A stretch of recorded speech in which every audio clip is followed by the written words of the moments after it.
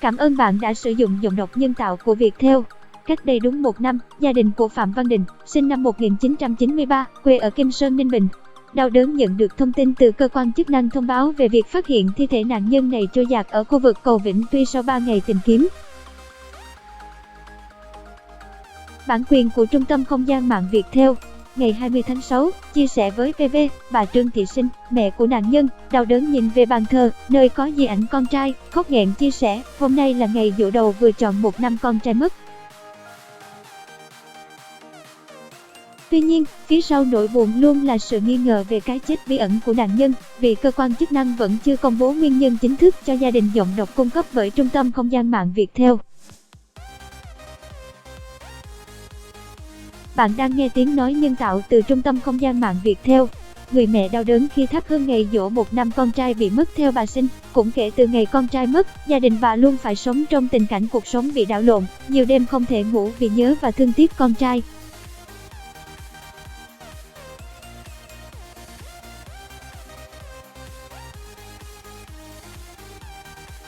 Chia sẻ thêm, bà Sinh mong muốn cơ quan chức năng sớm có kết luận thông tin về nguyên nhân dẫn đến cái chết bất ngờ của con trai. Cảm ơn bạn đã tin tưởng sử dụng dịch vụ của Trung tâm Không gian mạng Viettel.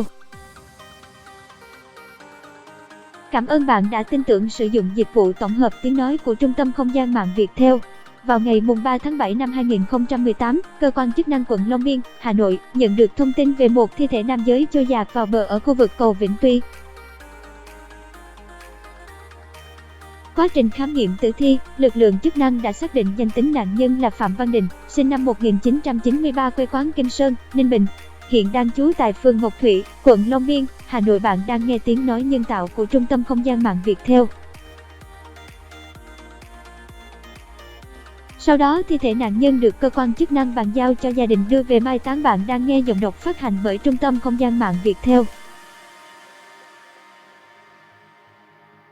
Người thân trong gia đình mong được nguyên nhân về sự ra đi của nạn nhân tại thời điểm đó. Chúng tôi đã về quê của nạn nhân để tìm hiểu thông tin. Ông Phạm Văn Cao, bố của nạn nhân, đã kể lại toàn bộ sự việc. Bản quyền thuộc về Tập đoàn Công nghiệp Viễn thông Quân đội Viettel.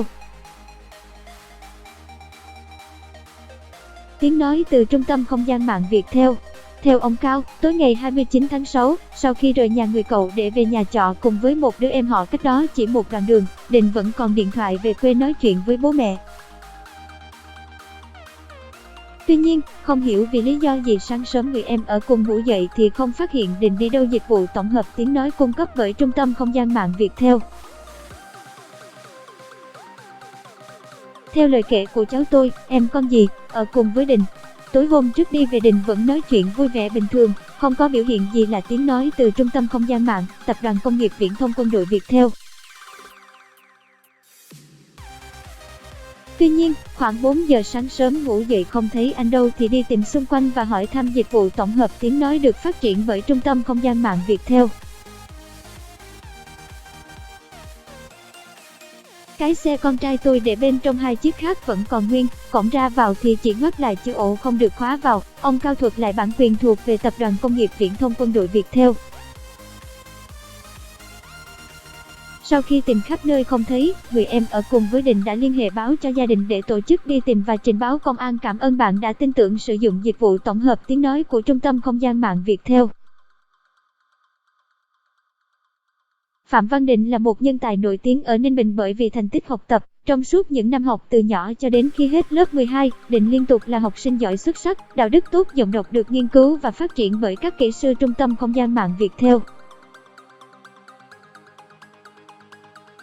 Cơ quan chức năng khám nghiệm tử thi, ảnh chụp vào ngày phát hiện thi thể nạn nhân. Năm 2011, sau khi tốt nghiệp phổ thông, chàng trai đã đỗ cùng một lúc 2 trường là Đại học Y 28,5 điểm và Thủ khoa Đại học Bách khoa. Bản quyền thuộc về Tập đoàn Công nghiệp Viễn thông Quân đội Viettel. Bản quyền thuộc về Tập đoàn Công nghiệp Viễn thông Quân đội Viettel. Trong suốt những năm đại học, Định cũng luôn đạt thành tích giỏi xuất sắc. Nạn nhân đã sở hữu tấm bằng loại giỏi, cử nhân công nghệ thông tin. Trong những năm trên ghế nhà trường, Định từng đạt giải nhất môn giải tích trong kỳ thi Olympic toán sinh viên toàn quốc lần thứ 20. Dịch vụ tổng hợp tiếng nói cung cấp bởi Trung tâm Không gian mạng Viettel. Bản quyền thuộc về Trung tâm Không gian mạng Viettel. Chỉ còn hơn 1 tháng nữa Định sẽ sang Singapore để bảo vệ luận án thạc sĩ chuyên ngành kỹ sư công nghệ thông tin.